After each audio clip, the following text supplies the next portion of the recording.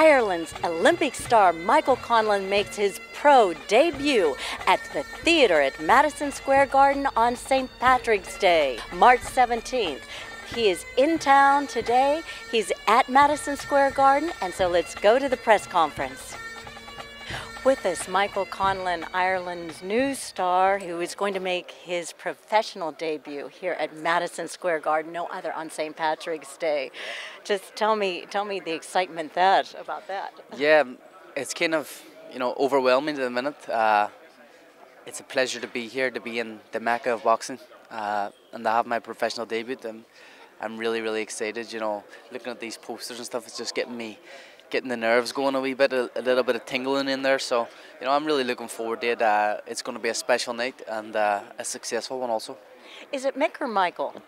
It's Michael. If my mum hates me getting called Mick, she called me Michael. So, but everybody calls me Mick anyway. I had to call myself Mick sometimes, but it's going to be Michael Conlan. Do you have a nickname yet?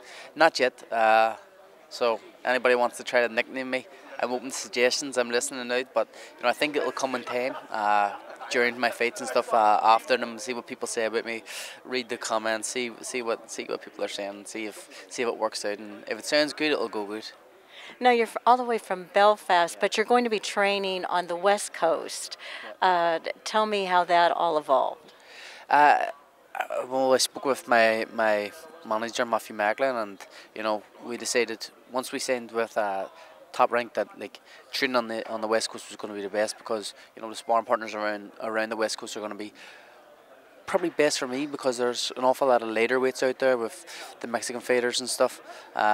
So I feel that training over there with the likes of Manny Robles, and then he's got Oscar Valdez, Jesse Magdaleno, and great fighters around my division.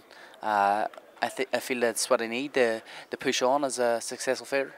And talking about weight, are any problems with the weight, or is it a comfortable weight for you, or will you eventually plan on moving up on a weight? No, it's comfortable. It's comfortable. I will eventually move up. I want to be a 3-division champion.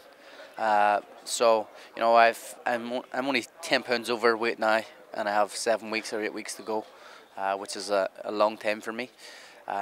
So I feel that I'll make 122 quite easy.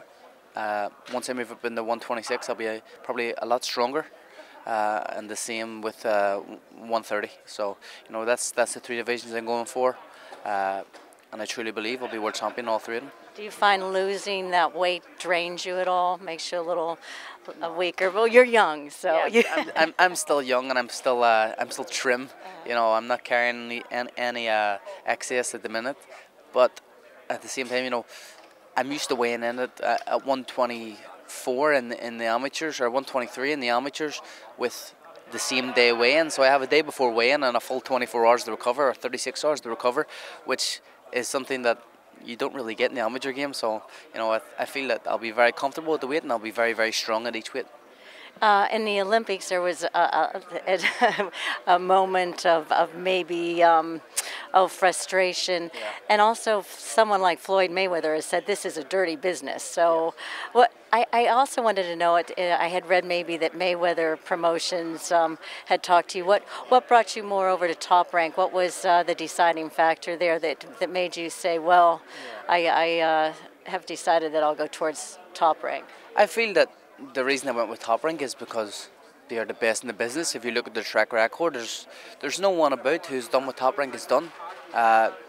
Could you name me a fighter the Golden Boys took from the Olympic Games and made into a world champion? I can't tell you. But if you look at Top Rank, they've got De La Hoya, they have Cotto, they have Mayweather, they have all the greats who have actually turned out to be superstars, and that's what I want to be. I want to be a superstar of boxing. And I feel that with Top Rank, I'm in the right hands, and I'm really looking forward to the journey with him. And Bob Arum. Yep. Well, here we are. I want to say good luck to you. Say a shout out to all your fans. Shout out to everybody back in Ireland, and shout out to everyone around the world who supports me. Thanks for their support and continued support. March 17th, we're going for the knockout. Yes, and I'm Kristal Hart reporting from Madison Square Garden. That's St. Patrick's Day, March 17th. And oh boy, are you will you be seeing something St. Patrick's Day in New York City. There is nothing like it. Brilliant. Thank you. Thank you. This Matthew Macklin, ex-fighter himself. Now tell us, you're now on the management side. How has been the transition? Yeah, really good. We've had them set the management. Me and my friend, we set a management company up about 4 years ago, and I opened the gym as well at the time in Spain. And really, it's a management company. I'm managing. You know, I'm at the front of it and I'm the face of it, but it's more than just me. There's a few people involved, and but yeah, the transition's been good. I've got busier since I retired. I retired in May myself, so I've got a lot more hands-on and got a lot more involved. And particularly with my own background, having boxed in America, I was here with Lou DiBella when I fought Sergio Martinez, etc. I probably had the most experience in dealing with fighters and promoters in America. So when Top Rank reached out and wanted to sign Michael, I was very much involved in those negotiations, and yeah, I'm really enjoying it. You know, it's keeps you involved in the sport you love and that you've been involved in. Been such a key part of my life, and you know, especially with Michael then coming along, I'm really excited about what he can do in the sport. So yeah, it's been a natural transition, really. And tell us a little bit about Michael the man. Yeah, well, I mean, you see Michael talking there. You know, it's his professional debut. There's big expectations, huge expectations, but he looks unfazed. You know, he takes it in his stride. He was up there. He talks so well, very clearly. Got that cheeky smile, like I say, and you know, and that's his personality. And I think not only is he going to be a great fighter and win many titles along the way in different weight divisions, but I think he's going to be a personality. He's going to be a star as well. And yeah, we're all just really excited about the journey. Like I say, there's big expectations on his shoulders, but he doesn't seem fazed by any of it. If anything, he seems like he's you know, he's living it, he's loving it, he's really he can't wait for it all. You know, Belfast, I know some people from Cork. I went to Limerick City also for when Andy Lee was there.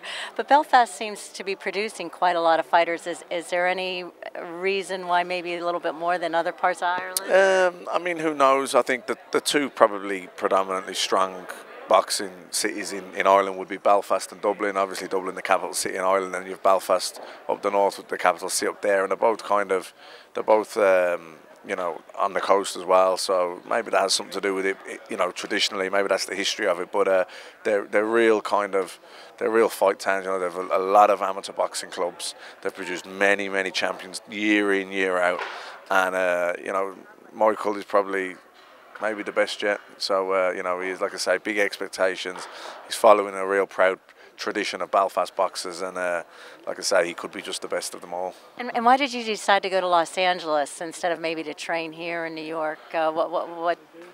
Well, I think, you know, he's going to be promoted here, as in, you know, this is going to be where he's going to come to the Garden, I think, a few times in his first year. They're going to try and, this is going to be the market that, you know, the East Coast of America, big Irish population here, a big Irish American population here as well. Also, you know, it's not that far to travel from Ireland. You know, it's a 7-hour flight. It's a lot easier than going, say, to the West Coast. But I think from a training point of view, you know, he's a super bantamweight, 122 pound. There's a lot of great Mexican fighters on the West Coast in and around his weight division. At the Rock Gym in particular, where he's going to be based out of with Manny Robles, you've Oscar Valdez, Jesse Magdaleno, Emilio Sanchez, and I don't even want to forget names, but there's so many other great sparring he's got in-house in the gym, and that's just the guys that Manny trains. You know, then you got all the guys that come in to spar with them, and all the guys that just come there for good work. So I think from a training point of view, he's better off on the West Coast around Los Angeles. But I think from a promotional point of view, boxing in arenas, building a fan base, this is the New York, and particular Madison Square Garden is the place for him. Okay, well, good luck, and it's going to be on St. Patrick's Day, and there is no place like St. Patrick's Day in New York City. And that is a Have fact. you been here for St. Patrick's in New York City? Well, it'll be 5 years to the day that I fought Sergio Martinez here at Madison Square Garden. Actually. Same venue, same day, 5 years on. So, you know, from my own personal point of view, it'd be a happy night for me, but I know I just can't wait for Michael to go out there and show everyone what he's capable of. Okay, thank you. Good luck. Thank you.